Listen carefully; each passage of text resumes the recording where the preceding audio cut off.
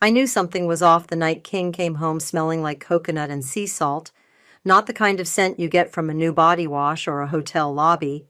No, this was faint, familiar, and wrong. It clung to his shirt like a ghost, and when I hugged him, it hit me like a slap. "New cologne?" I asked, pulling back. He blinked. "What?" "Oh, nah. Probably from the Uber. Driver had one of those little tree things." I nodded like I bought it. Like that made sense. Like I hadn't just spent the last 2 hours spiraling because Lindsay posted a beach selfie with a caption that said, "Solo reset, just me and the waves." But in the reflection of her sunglasses, barely visible, but there, it was him. King. His stupid gold chain and that faded Lakers cap I begged him to throw out. "My name's Christine. I'm 34, and I used to think I was smart. I used to think I could trust my instincts. But when your entire family looks you in the face and tells you you're imagining things, you start to wonder if maybe you are." "Babe, you good?" King asked, tossing his keys onto the counter. "Yeah, just tired," I said, walking past him to the kitchen. My hands were shaking, so I grabbed a wine glass to give them something to do. He followed me in, leaned against the fridge like he always did when he wanted to play casual. "You're not mad I missed dinner, are you?" "Nope." He smiled. "Cool. You know, I love how chill you've gotten lately. You used to be so uptight." I poured the wine and didn't say anything, just nodded like a good little wife. The next morning I called Lindsay. "Hey," I said, trying to keep my voice light. "How was your solo reset?" She laughed. "So good. I needed it. Work's been insane. Where'd you go again?" "Santa Barbara. Just a quick thing. Spa, beach, you know." "You drove?" "Uh-huh. Why?" "Just wondering. I saw a guy in the background of one of your pics. Looked like King." Dead silence. Then a laugh. "What? Girl, no. Are you serious?" "I mean, it looked like him?" "Oh my God, Christine, you're being paranoid again." There it was. Again. I swallowed. "Sorry, never mind." "No, it's fine. I get it. After everything you've been through, it makes sense you'd be a little sensitive." I hung up a few minutes later and sat on the edge of the bed, staring at the carpet. Sensitive. That's what they always said when I asked questions. Sensitive, emotional, dramatic. I called my mom next. "Do you think it's weird Lindsay went on a trip and didn't tell anyone who she was with?" "She said she went alone," Mom said flatly.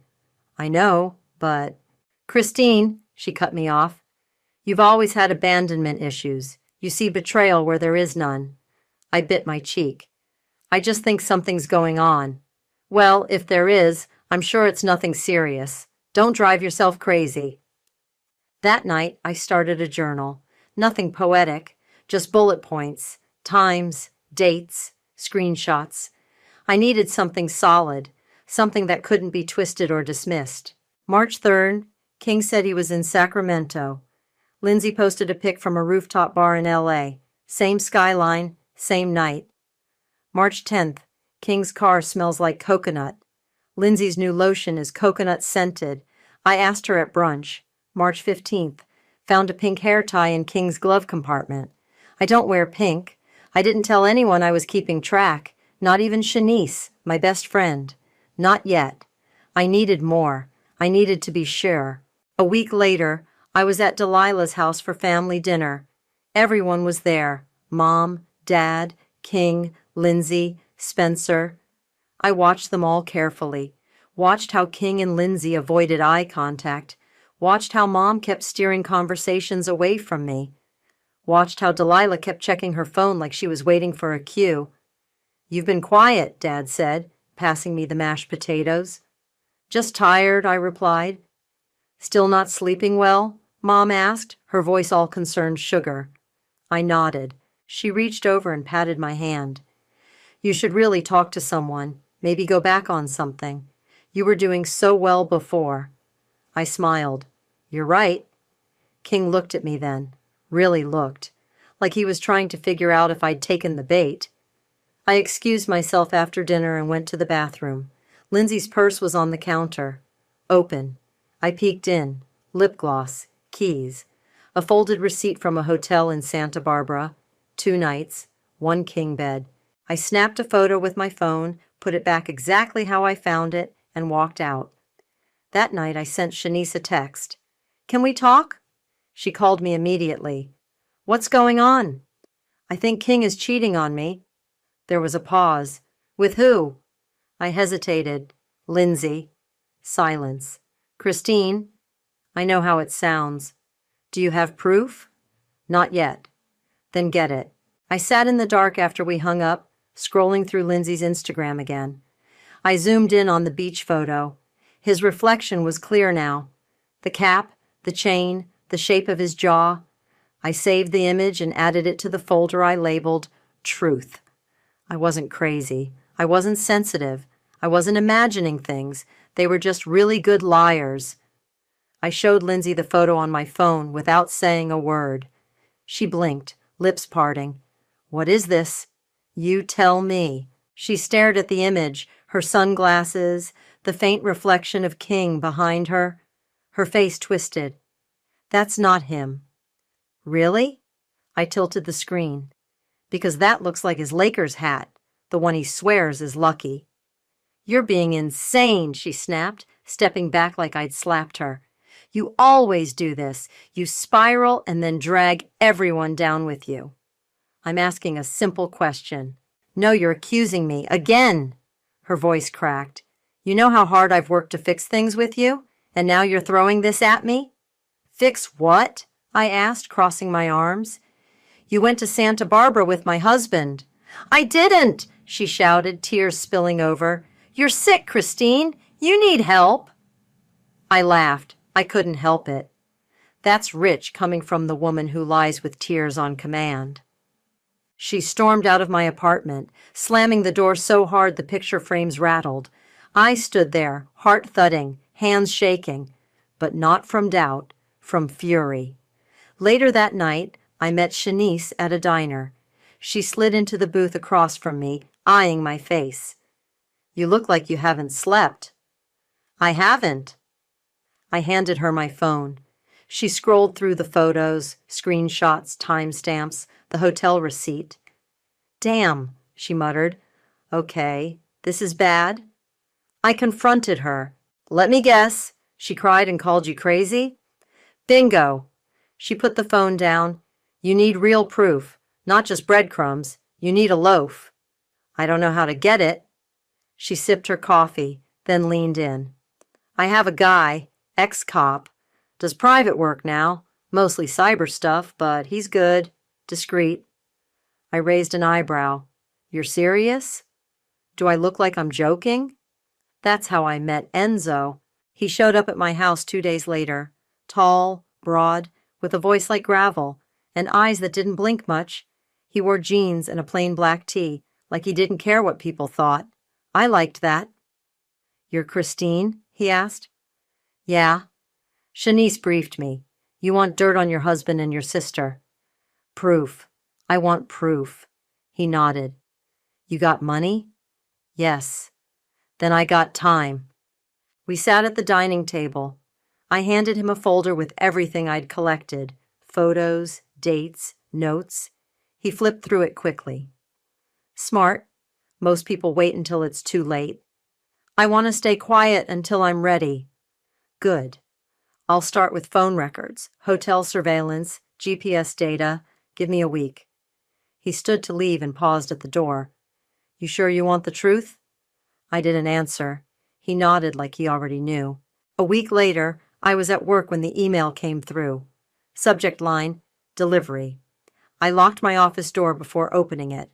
There were 6 photos, King and Lindsay, checking into a hotel, holding hands, her head on his shoulder, him kissing her neck in the elevator. The timestamp? June 17th, our anniversary weekend. The weekend he told me he had a business retreat in Napa. I stared at the screen until my eyes burned. Then I forwarded the email to my personal account and deleted it from work. That night, I printed the photos and laid them out on my bed. I I sat there for a long time, just looking, studying their faces, the way they smiled, how comfortable they looked, how smug. The next morning I called my mom. "I want to talk," I said. "Of course. Come by." I walked into her house like I wasn't holding a grenade in my purse. She made tea, sat across from me like everything was normal. "I think I owe Lindsay an apology," I said softly. Her eyebrows lifted. "Really? I've been paranoid, and I realize now I've been projecting." She smiled. "That's very big of you, Christine. I just want peace." She reached across the table and squeezed my hand. "We all do." I smiled back. Then I went to Lindsay's apartment. She opened the door with a cautious look. "What do you want?" "To say I'm sorry."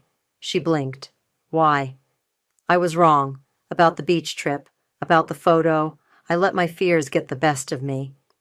She stepped aside slowly, letting me in. We sat on her couch. She looked at me like she was waiting for the punchline. "I'm trying to be better," I said. "More mature. I want to move forward." She nodded, eyes darting. I leaned in. "Tell King I said the same." She flinched. I smiled. "I'll see you at family dinner Sunday." When I got home, I called Enzo. "Keep digging," I said. "You got it." Then I called my lawyer. "I'm ready to start the paperwork." "Divorce?" she asked. "Not just that," I said. "I want to make sure when this burns, it burns everything they've built on my back." She paused. "Christine, are you sure?" "I've never been more sure of anything in my life." Family dinner that Sunday was at Delilah's house.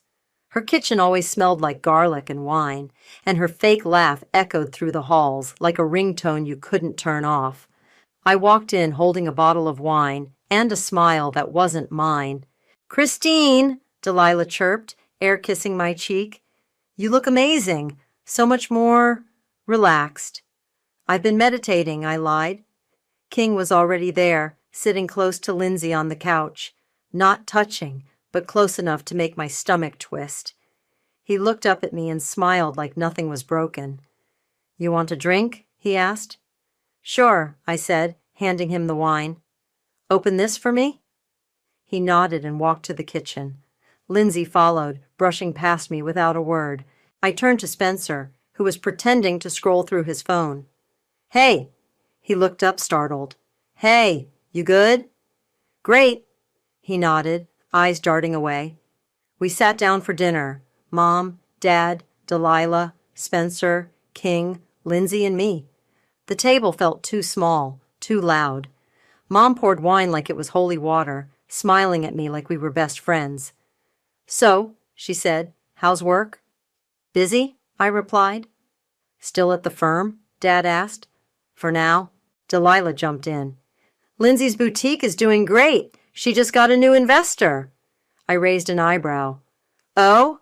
Lindsay smiled, all teeth. "Yeah, someone who really believes in me." King smirked into his glass. I cut my steak slowly. "That's amazing. I hope it's someone you trust." "Of course," she said, not looking at me. I waited until dessert to drop the bait. "I've been thinking a lot lately," I said, setting down my fork, "about forgiveness." The table went still. "That's good," Mom said carefully.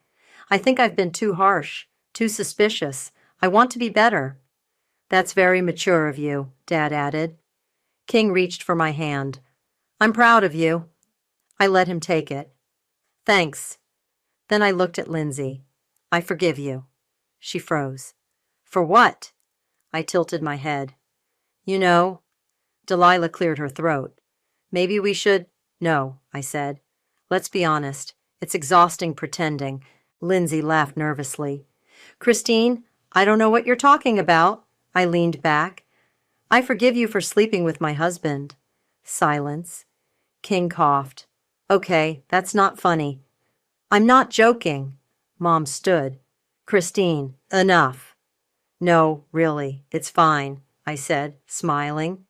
"I've made peace with it." Dad looked like he wanted to disappear into his chair. Spencer stared at his plate. I just want to move forward, I said. No more secrets. King shook his head. This is ridiculous. You're right. I stood and raised my glass. To family, the ones who lie to your face and smile while doing it. I clinked my glass against Lindsay's. She didn't move. Later, as we were leaving, Mom pulled me aside. What are you doing? Being honest. You're making things worse. I leaned in. How long have you known? She stiffened. Excuse me? You heard me. She looked around, then whispered. It's complicated. How long? She sighed. A few months, maybe more. I stepped back. And you didn't tell me. We didn't want to hurt you. I laughed. You didn't want to deal with me. You always overreact. I nodded slowly. Right. This is my fault. Christine? No, I said, voice low. You all knew, and you let me sit at that table like a fool.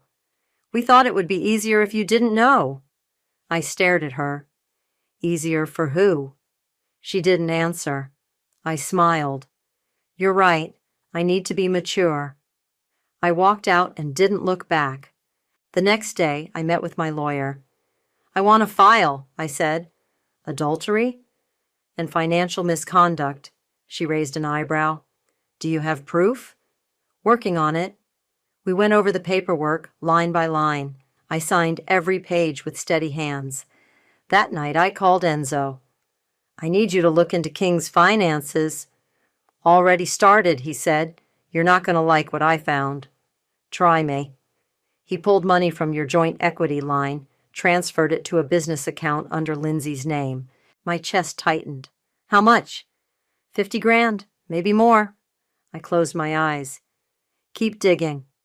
You got it. I hung up and sat in the dark. The next morning I got another email from Enzo. Attached was a voice memo. I clicked play. Mom's voice filled the room.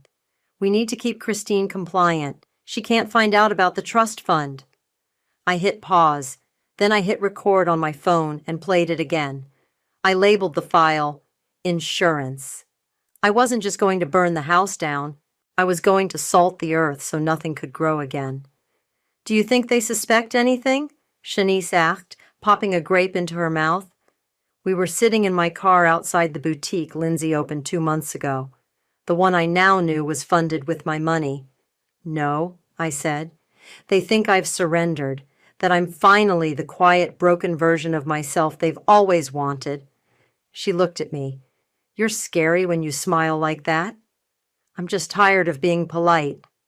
Inside the boutique, Lindsay was laughing with a customer, flipping her hair like she hadn't stolen my husband, like she wasn't living off money siphoned from my mortgage. You really gonna go through with it? Shanice asked. I handed her my phone. Listen. She pressed play. My mother's voice filled the car again. We need to keep Christine compliant. She can't find out about the trust fund. Shanice's eyes widened. You serious? Dead. Damn, she muttered. This is a whole soap opera. No, I said. It's a crime scene. I kept up the act for 3 more weeks. Family dinners, texts to King, even a fake couples therapy appointment where I let him ramble about how hard it was to be misunderstood. You're so strong, he said, reaching for my hand. Most women would have left. I smiled. I'm not most women.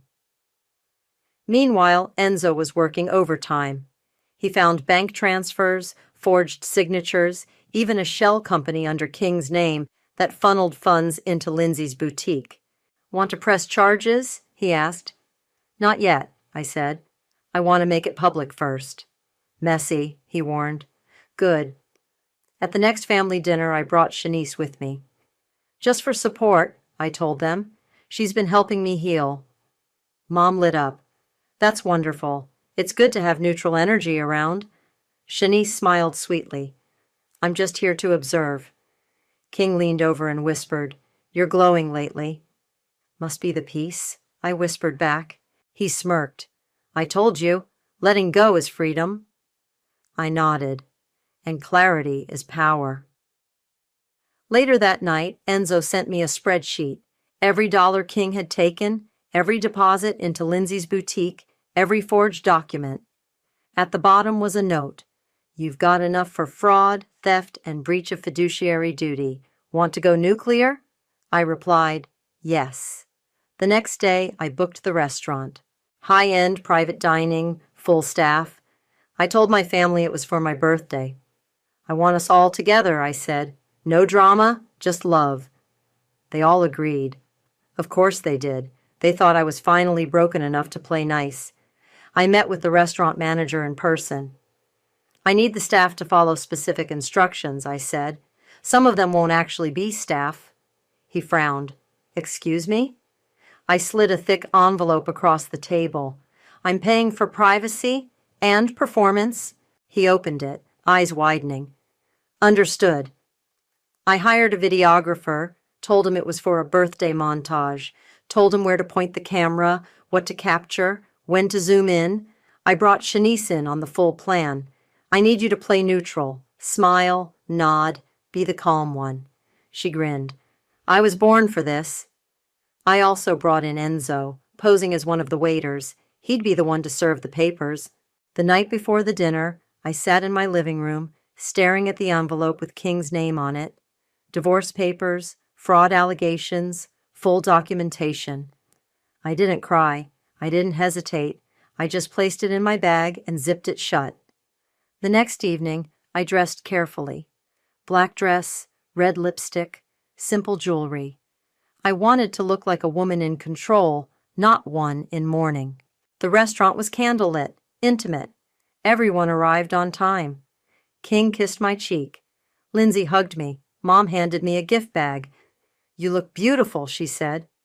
Thanks, I replied. I feel reborn. We sat, toasted, laughed. King stood to make a speech. To Christine, he said, raising his glass, a woman of grace, of forgiveness, of strength. Everyone clapped. Cynthia smiled at me like she'd won. I clinked my water glass and leaned toward the nearest waiter, Enzo. We're ready, I whispered. He nodded and stepped forward. King, he said, loud enough for the room to hush. You've been served. He handed King the envelope. King blinked. What the hell is this? Divorce, I said, standing, and a full list of charges. Fraud, theft, misappropriation of funds. Lindsay gasped. What? Sit down, I snapped. Cynthia stood. Christine, what are you doing? Exposing the truth. I gestured to the videographer, who pressed play on the projector. Footage rolled, hotel security cam. King and Lindsay, elevator, kisses, dates, room service. Gasps echoed. Then came the screenshots, bank transfers, emails, the voice memo. Cynthia's voice filled the room. We need to keep Christine compliant. She turned pale. Turn that off. No, I said. We're just getting started. I looked at Delilah. You helped cover it. You lied to my face. She stammered. I didn't know. You did. Then I turned to my father. And you? You let it happen. You let them ruin me. He looked down. I pulled out one last envelope and slid it across the table to him. What's this? He asked. Your DNA results. He opened it, read, froze. You're not my biological father, I said. Cynthia gasped. Surprise, I added. That's what happens when you lie for a living. The truth finds its way out. The room was silent. I smiled. Happy birthday to me. The silence after I said those words stretched so long, I could hear the flicker of the candles. Dad, or the man I used to call Dad, just stared at the paper in his hands like it was written in a foreign language. Cynthia's voice broke through first. You had no right. I had every right, I said calmly. You lied to me my whole life. That's not the point. No, the point is, you all sat back and let me be humiliated. You watched me unravel while you protected them. Lindsay had her hands over her face, shoulders shaking. King was flipping through the divorce papers like he could undo them with enough speed. Is this a joke? He muttered. You can't be serious. Oh, I'm very serious, I said. You're being sued for fraud, adultery, and theft. You'll be lucky if you get to keep your toothbrush. He stood, voice rising. You don't get to do this to me. You did this to yourself. Lindsay looked up, mascara streaking down her cheeks. Christine, please. Don't. Not now. Shanice stood quietly, sipping her wine like she was watching a play. Cynthia pointed a trembling finger at her. And you? You helped her? Shanice raised her eyebrows. I helped her survive. Delilah slammed her hand on the table. This is sick. You planned this? Every detail, I said, even the seating chart. Spencer finally spoke. We should all calm down. Spencer, I said, you knew, and you said nothing, so sit down and shut up. He sank back into his chair. The projector screen behind me flicked to the final slide. Bank statements, boutique records, and a notarized document showing King had funneled $60,000 from our joint equity line into Lindsay's business account. I turned to Lindsay. You owe me 60 grand. She shook her head, whispering, I didn't know. He said it was a gift. You knew. You just didn't care. King's voice cracked. You're blowing up your whole life for what? Revenge? No, I said. For truth. For closure. For me. A man in a navy suit stepped forward from the corner of the room. King Walsh? King blinked. Who the hell are you? I'm with the state's Financial Crimes Division. We'd like to ask you a few questions about the funds transferred from your wife's equity account. Cynthia gasped. You brought the police? Not yet, I said, but they're watching, and they're very interested in your trust fund, Mom. Her face drained of color. You can't touch that, she snapped. Actually, I can. Turns out, when you use a trust to hide assets and manipulate your adult child, the law has something to say about it. Dad finally spoke. Christine, this is going too far. I looked at him. You're not even my father. You don't get a vote. He flinched. The man from Financial Crimes handed King a card. We'll be in touch. He left, and the room stayed frozen in place. Then Shanice cleared her throat. Since we're all being honest, Lindsay, I bought the lease to your boutique last week. Lindsay's head jerked up. What? It's mine now, including the unpaid debts your name's attached to. You'll be hearing from my lawyer. Lindsay stood so fast her chair fell over. You can't do this. You can't just take my life. You took mine, I said, standing too. You took my husband, my money, my family, and you thought I'd just roll over. Tears streamed down her face. I didn't mean to. Save it. King stepped toward me. Christine, look, we can work this out. We can fix this. I laughed. You think this is a negotiation? I made mistakes, okay? But I still love you. You don't even know what love is. He reached for my arm, and I stepped back. Touch me again, and I'll add assault to the list. He froze. I turned to the room. You all lied. You all knew. And you let me drown. No one met my eyes. You taught me silence. You taught me shame. And now I'm teaching you consequences. I walked to the door, Shanice right behind me. King called out, You'll regret this. I paused, looked over my shoulder. No, I said, you will. We stepped into the hallway. The door shut behind us like a final chapter slamming closed. Outside, the air was cool and sharp. I walked to the alley behind the restaurant, leaned against the brick wall, and looked at myself in the mirror of my compact. Red lipstick still perfect. Eyes clear, hands steady. I smiled. Happy birthday to me. The fallout didn't wait until morning.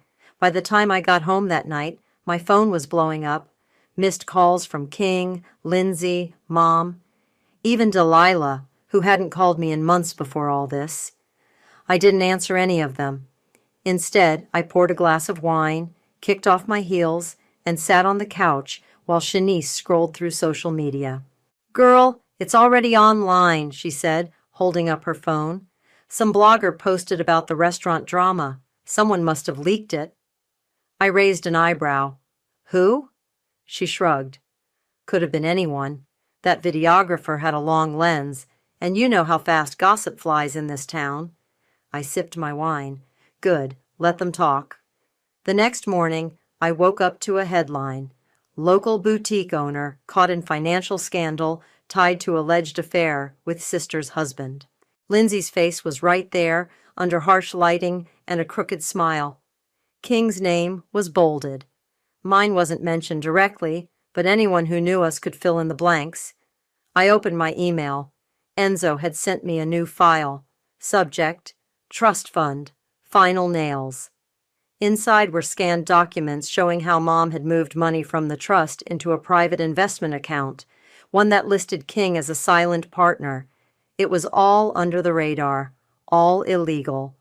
I forwarded it to my lawyer. She replied within minutes. This is enough to freeze the fund and open a civil suit. Are you ready? I typed back, light the match.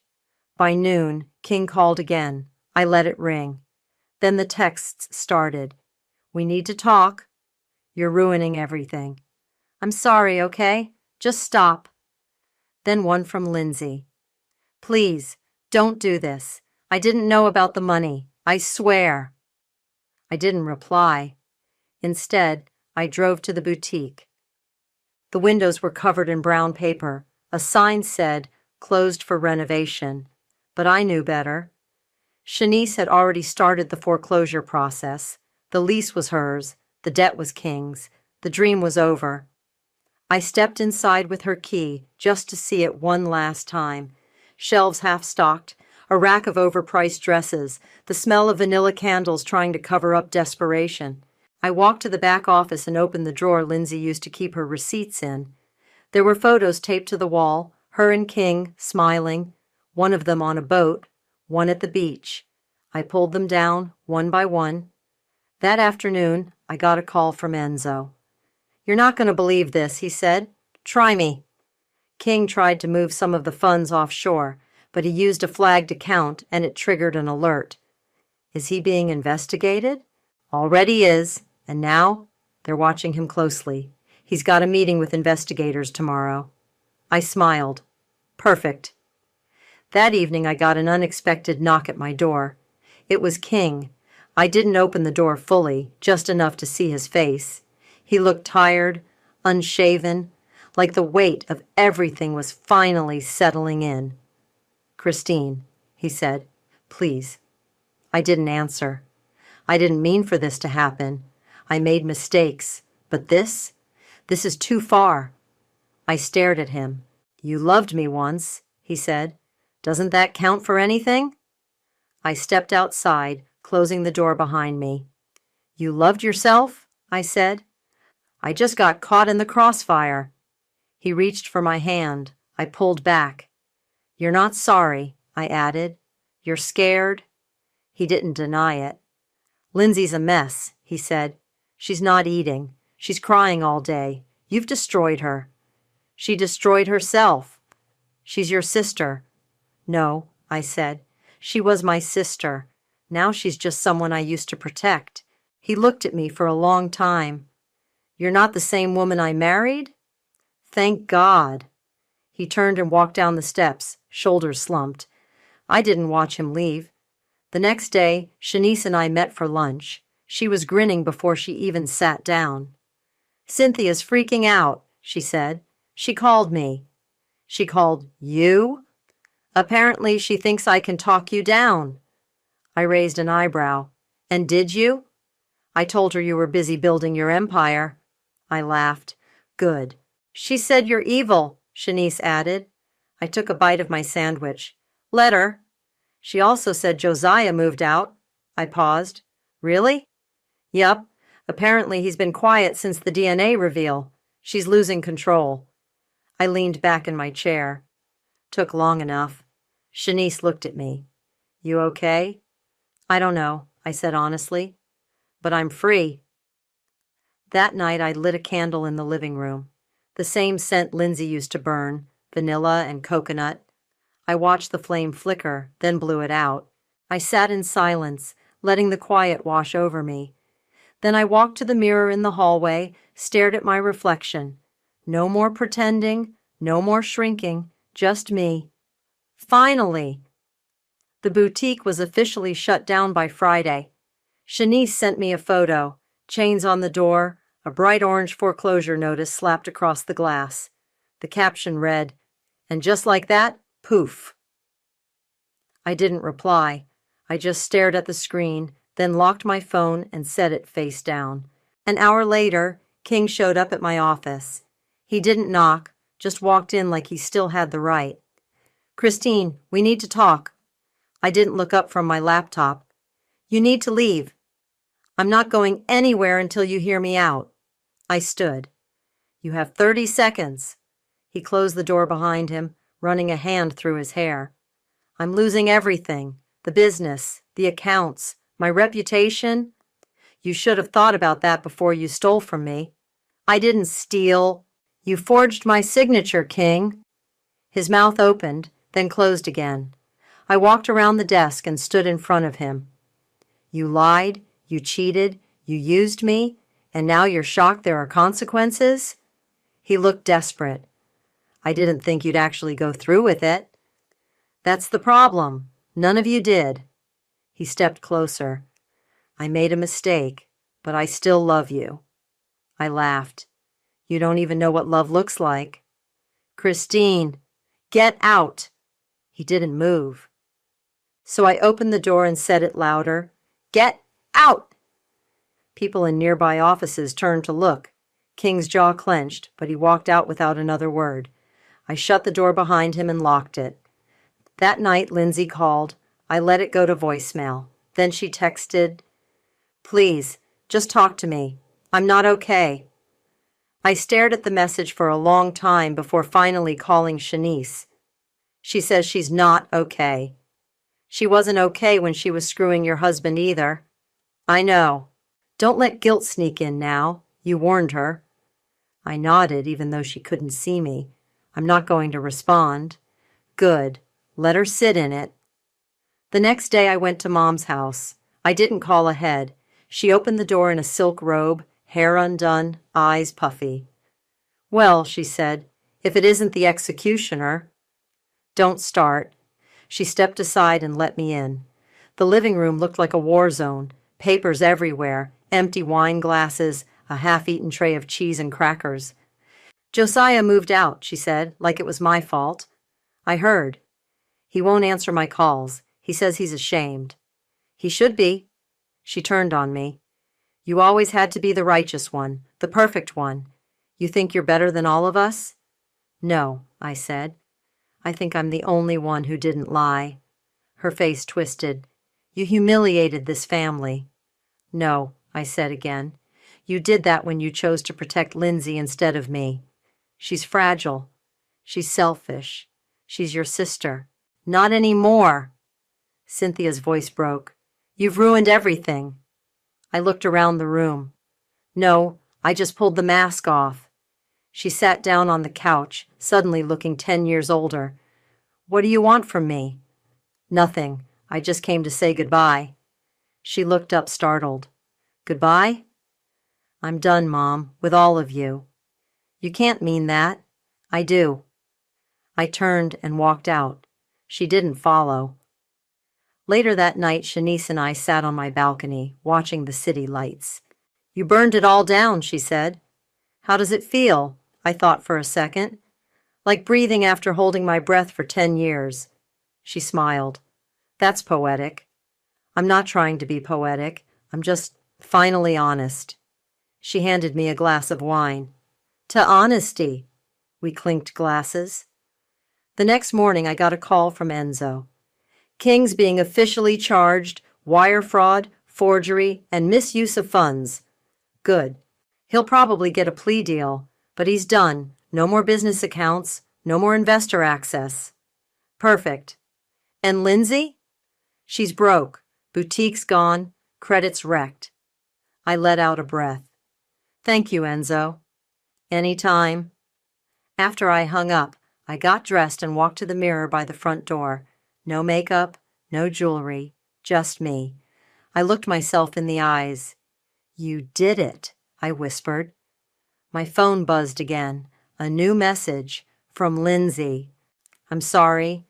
I didn't know how to stop. I just wanted to feel loved." I didn't reply. I deleted the message and turned off my phone. Then I walked outside into the sunlight and didn't look back. The coffee shop was quiet, tucked into a corner of a bookstore, the kind of place where people whispered even when they didn't have to. I sat across from Shanice, a steaming mug between us, my fingers tracing the rim. She leaned forward. "You sure you want to do this?" I nodded. "It's time." She reached into her tote and pulled out a small black flash drive. "Everything's on here. Audio, documents, timelines, cleaned up and ready." I took it and slipped it into my purse. "Thanks. You still going with the podcast angle?" "Yeah. First episode drops next week. Title's already scheduled." They all knew. Shanice grinned. "You're going to blow people's minds." I smiled back, but it didn't quite reach my eyes. She noticed. "You okay?" "I'm adjusting." She nodded like she understood. "That part's hard." We sat in silence for a minute. Then she said, "You know, I ran into Spencer at the grocery store." I raised an eyebrow. "And?" He pretended not to see me, took a hard left into the frozen peas. I laughed. "Coward." "Delilah got fired, by the way," she added. "Apparently her firm didn't like being associated with a scandal." "Shame," I said flatly. Shanice stirred her tea. "Your mom's been quiet, huh?" "She's embarrassed and angry, but mostly embarrassed." "She'll spin it somehow. She always does." "Let her," I said. "I'm not playing anymore." We finished our drinks, hugged goodbye, and I walked out into the cool air, the city humming around me. Back at home, I sat at my desk and opened my laptop. The podcast site was ready. The trailer had already gained traction. People love a messy family story, especially when it's real. I clicked through the comments. Some were supportive, some skeptical. A few were cruel. I didn't care.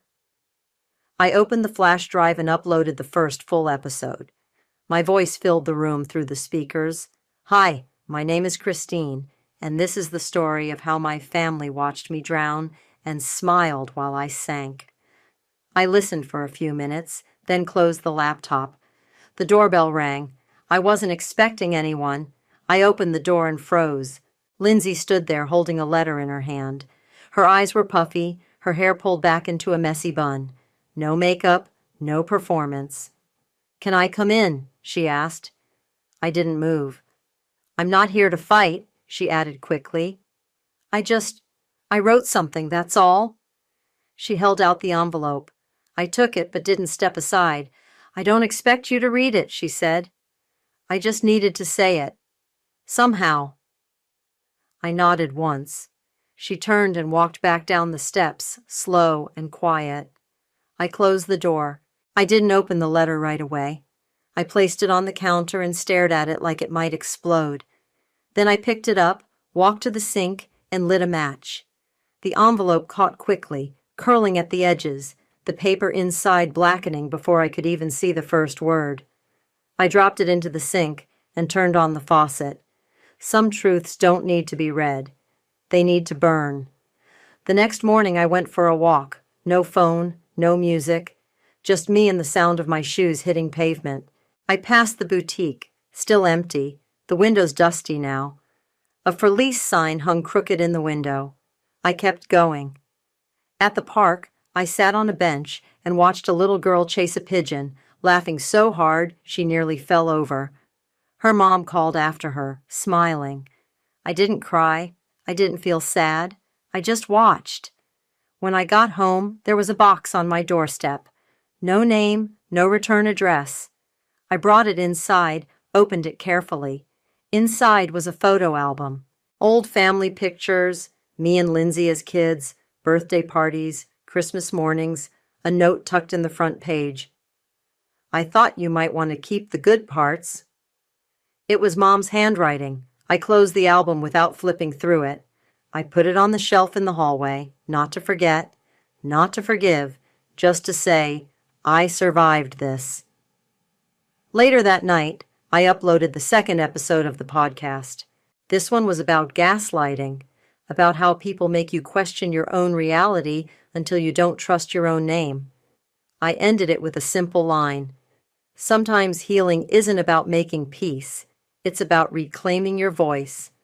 I turned off the lights, crawled into bed, and stared at the ceiling. No more pretending. No more begging for love that came with conditions. No more shrinking to make others comfortable. I didn't need them to understand. I didn't need them to say sorry. I just needed to be free. And now I was.